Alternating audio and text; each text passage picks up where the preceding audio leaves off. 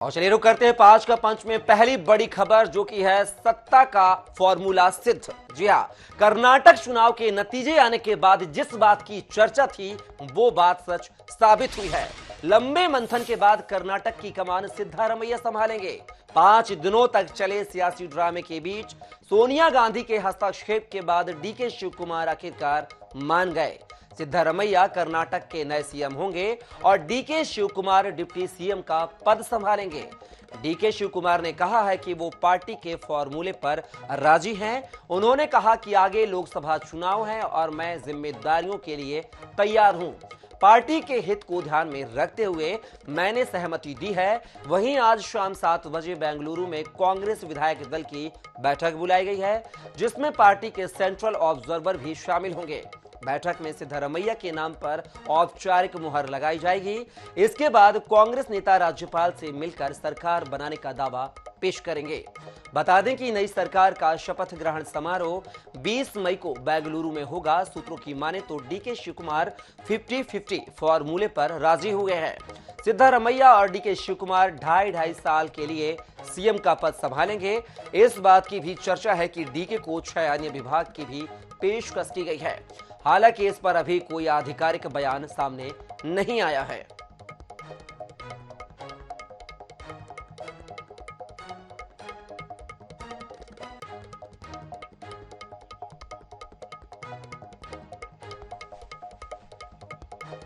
तो बता दें, कर्नाटक में कांग्रेस को 135 सीट यानी 224 विधानसभा सीटों में से 135 सीटों पर विजय प्राप्त हुई है, जिसको लेकर सीएम के चेहरे को लेकर लगातार 5 दिनों से मंथन हो रहा था, लेकिन सहमति नहीं बन पा रही थी। सिद्धारमैया और डीके शिव कुमार जो है लगातार सीएम की दावेदारी करते नजर आ रहे थे। हालांकि सोनिया गांधी के हस्तक्षेप के बाद जो डीके शिव कुमार है मानने को तैयार हो गए और 50-50 फॉर्मूले पे बात हुई। और बात करें तो यहां पर डीके शिव कुमार ने 3 शर्तें पार्टी आला कमान के समक्ष रखी थी। पहली शर्त यह थी कि वह जो है 2.5 साल के लिए डिप्टी सीएम होंगे और डिप्टी सीएम उनके अलावा प्रदेश में और कोई नहीं बनाया जाएगा, यानी कि 2 या 3 जो डिप्टी सीएम बनाने की चर्चा थी उस पर उन्होंने कहा कि सिर्फ एक ही डिप्टी सीएम होगा, वो मैं। दूसरी शर्त थी उनकी कि कांग्रेस का प्रदेश अध्यक्ष भी वह रहेंगे डिप्टी सीएम के साथ साथ। और तीसरी शर्त थी कि 2.5 साल के बाद यानी लोकसभा चुनाव के बाद वह कर्नाटक के मुख्यमंत्री बनाए जाएंगे।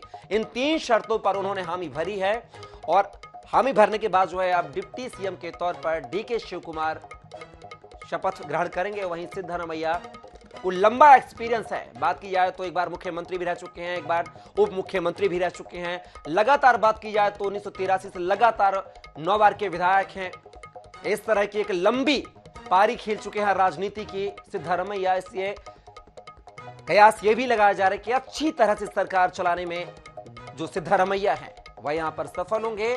तो पार्टी ने दोनों फॉर्मूलों को लेकर डीके शिव कुमार और सिद्धारमैया के फॉर्मूले को लेकर यहां पर बात बनाई है और 20 तारीख को बेंगलुरु के एक स्टेडियम में शपथ ग्रहण समारोह होगा, जिसमें सिद्धारमैया कर्नाटक के मुख्यमंत्री और डीके शिव कुमार जो है उप मुख्यमंत्री पद की शपथ लेंगे।